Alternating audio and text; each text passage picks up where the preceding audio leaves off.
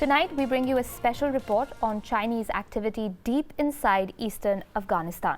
According to exclusive pictures and eyewitness reports obtained by WION, Chinese security forces are ignoring international borders to make regular patrols inside the country. By doing so, they could be in breach of international law. We will, of course, discuss the wider implications of all this for Afghanistan and China with our guests. But first, let's take a look at this report from WION'S very own correspondent, Giles Gibson. It's a slim finger of Afghan territory surrounded by China, Pakistan and India's Jammu and Kashmir state. The Wakan corridor is a remote place known for its wind-blown plains and endangered snow leopards. And it's here that Chinese security forces patrol unchecked by the Afghan National Army, disregarding international borders. These exclusive pictures obtained by WION show Chinese-manufactured military vehicles in the Little Pamir area of the region. Justin Bronk is a military analyst at London's Royal United Services Institute and identified the vehicles in the images.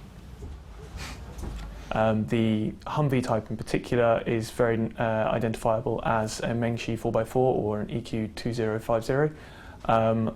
Both just different designations for the same thing, but they have very distinctive markings on the doors which are absent from US manufactured Humvees.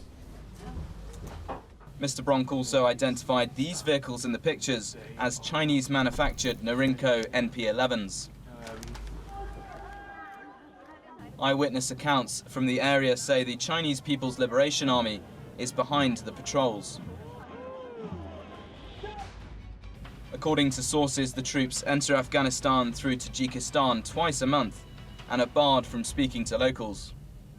Analysts say the region's remoteness leaves it wide open to foreign interference. For China, control of the sort of, or at least influence of the areas around its western borders has always been a prime security concern, and particularly with the relative power vacuum at the moment, it might just be an opportunity for China to either start selling or possibly even have direct influence on a small scale. WION repeatedly tried to contact the Afghan president's spokesperson, but he didn't respond. The Chinese embassy in New Delhi also declined to comment on these allegations. After the 2001 US-led invasion of Afghanistan, Kabul has repeatedly failed to control its vast territory. And now these pictures obtained by WION suggest that the country's eastern border is also under increasing pressure from China. Giles Gibson, WION, New Delhi. And to talk further on that, we are joined in the studio by Shrikant Kondapalli. He's a professor of School of East Asian Studies at Jawaharlal Nehru University. Lynn O'Donnell, the Kabul bureau chief for the Associated Press, joins us from Mumbai, and also in the studio is our correspondent Giles Gibson, who actually brought us that story. Thanks everyone for joining us for this discussion. Giles, let's start with you actually. You did bring us that special report. Can you tell us more about the process of your investigation? Yeah, Aisha, so the first thing we had to really do was identify the vehicles in the photographs. So we took them to the Royal United Services Institute, RUSI in London. It's one of the most, if not the most respected military think tanks in the world. And we had two analysts there looking at the photographs, and both of them said that the pictures showed what's called a Norinco NP11. That's a type of armoured truck. And then they showed that we had a Dongfeng EQ 2050, which is a type of Humvee vehicle which is known to a lot of people in the American military. So this is a kind of Chinese version of that. But the issue is we could confirm that they were Chinese military vehicles. Right. What we couldn't confirm from the photographs was whether they were Chinese People's Liberation Army, Chinese military. So that's when we went back to our eyewitness reports from the region. These are people who live in the region, who have seen these things with their very own eyes, and they told us that this isn't just the Afghan National Army patrolling with Chinese military hardware, for example. This is the Chinese People's Liberation Army patrolling deep inside Afghanistan independently, and not just once or twice. This is twice a month they come into this region. All right. And Giles, what are the kind of conclusions then that we can draw from this report that you've brought us? Well, we can't independently confirm that these pictures do indeed show People's Liberation Army 100%, but what we can say is that they do appear to show Chinese military activity beyond their border right inside Afghanistan. And we know that China has an agreement to provide military equipment to the Afghan border police. We know that China wants to play a bigger role in general in Afghanistan. But really, these Chinese military patrols inside Afghanistan should be a real concern for India borders there, Pakistan borders there, Tajikistan. It's a very complex part of the world. So if China is sort of crossing borders like this independently, then that's potentially a concern. Right, and as you're pointing out, obviously the geopolitical station that we're talking about has not just security concerns for countries in the region, but also economic concerns. We are going to address both those issues, but let's go across to Lynn first. Lynn, you yourself were in fact at the Wakan corridor recently. Can you describe the area for us and tell us a little bit more about specifically talking about what Giles has brought us as well? Yes, indeed. I was there for a week on a reporting assignment in August. It's very remote, very beautiful, and very, very poor. It's probably one of the poorest places that I've been, and I would venture to say the poorest in Afghanistan, which is one of the poorest countries in the world. They don't use money there. The largely paper money is obsolete. Most people are agrarian.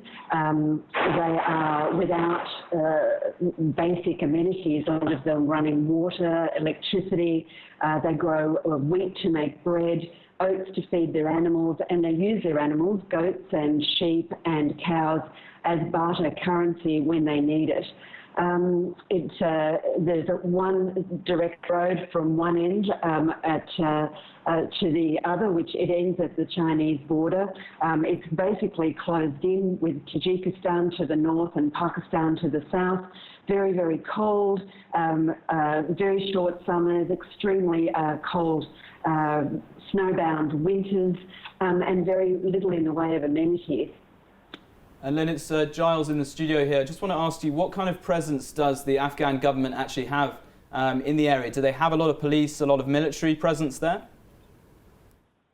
Oh yes, there is certainly a government presence. There's a district government that's very active.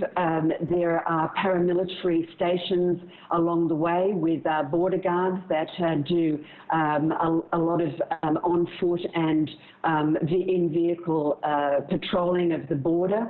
There isn't much that happens. What they're really trying to make sure of is that there's no, to minimise really drug dealing, because as you know, Afghanistan grows most of the world's opium, which produces most of the world's heroin, and it comes through there through what is effectively a porous border into Tajikistan. Pakistan, I don't think that there's much activity through to China because the border is closed and very well monitored. What I think is probably happening, according to your report, is that the Chinese are using an area of Tajikistan that was ceded to them by the government in 2011 when they settled a long simmering, a 250-year-old border territorial dispute.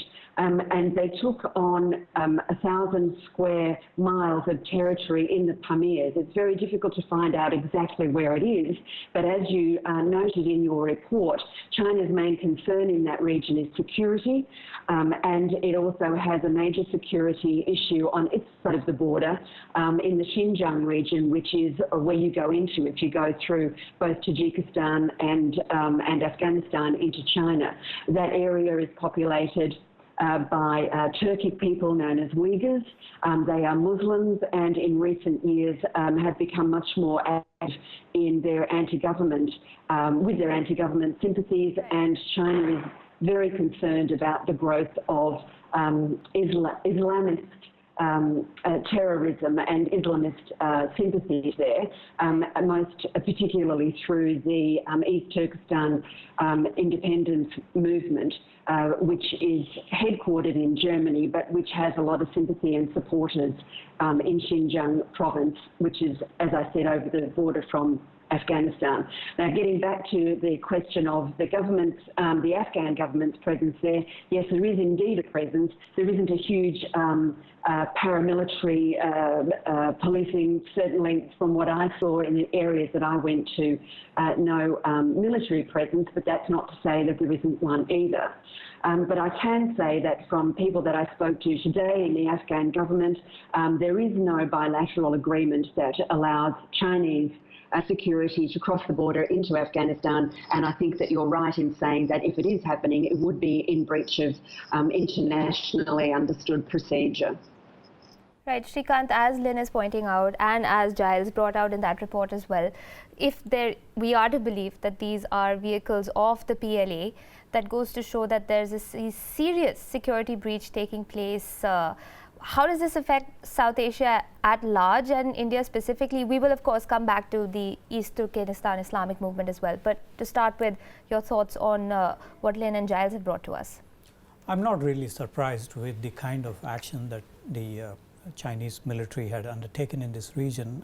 This is about 96-kilometer long border in the Wakan corridor, and it's been pretty active for a long period of time. When the 9/11 happened, China mobilized 26,000 soldiers to kind of blockade any influx of the Uyghur militants passing through this region. The Badakhshan province in this area had witnessed over 15 to 20% increase in the poppy cultivation, and there is a lot of news about the arms transfer, small arms transfers in this region. And in the last couple of years, there were about 200 incidents that happened in Xinjiang, and as a part of this, there is a drive by China into the borderlands. It's not just about Afghanistan. We can see this in the PAPF troops, the People's Armed Police Force troops in Nepal, who frequently intrude into Nepal to capture the Tibetans who come from the Kodari road. We have also seen such intrusions in Myanmar borders by the Chinese troops for counter-drug operations. In also Central Asian republics, 6,000 to 8,000 troops are regularly sent for the counter-terrorism missions, peace mission exercises that China has with the Central Asian republics as part of the Shanghai Cooperation Organization deal. There is an organization called RATS, R-A-T-S, Regional Association for Counterterrorism Structures, and as a part of this, China had actually mobilized a lot of these counter-terror forces, and in the light of that, they have been able to push through in Central Asia as well. Right. But this comes in the context of the quadrilateral that China had floated, China, Tajikistan, as Lynn mentions, Afghanistan, Pakistan. That's the four-nation structure that they have built up over 3 months ago, and this has been in the light of the counter-terror missions. Secondly, I think since February this year, there was about 3 divisions raised in Pakistan-controlled Kashmir regions, partly to the protection of hydroelectricity projects that China is building in the disputed territories. So this is not a surprise because they have sent troops. They're packaging, of course, these as paramilitary forces or sometimes as non-combat troops, but as the photos indicate, these are very well armed. And in those regions, in Wakan corridor and so on, they have constructed a lot of underground structures, tunnels in Wakan corridor, as well as many other installations. So this is only the tip of the iceberg that you're seeing. All right. Giles, you want to? Yeah, Professor, I just wanted to follow up on that. How much do China actually really play by the rules as we understand it in terms of international borders? How far are they prepared to go in general to protect their interests in a certain region? Well, China says that it abides by the United Nations Charter and also not intervening in others' internal affairs and so on. But it is also one of the major violators of that Westphalian concept of latitude, longitude being, as we saw in Nepal as we saw in Pakistan, as we now in Afghanistan. So it's the Chinese packaged this by saying that many of the terror groups in Xinjiang are sheltered in Fatah area and also in Afghanistan. And the Chinese military intelligence had calculated that over 2,000 to 3,000 people are trained in these regions. And so they take that responsibility of going inside in a hot pursuit of these terror groups. So their argument would be that they're going outside Chinese territory in order to protect their own interests, that it's sort of defensive in that sense. Exactly, and part of the understanding between the Afghan government and the Chinese in the recent times includes these missions. Of course, they have given a lot of aid in terms of the small arms packages, uniforms to the Afghan National Army, training programs, although comparable to the other countries like Japan, India, other countries, it's not very much. Over $156 million of arms supplied to the ANA. But overall, if you look at, they're pushing through the Istanbul process in Afghanistan, where the countries are mainly for the reconstruction activities in Afghanistan. And they take this as a pretext for intrusions into Afghanistan. So I'm not really surprised. Right. So we've spoken really about security concerns that perhaps the region might have, keeping, Giles, your report in mind. We are going to talk about economic concerns after this very short break.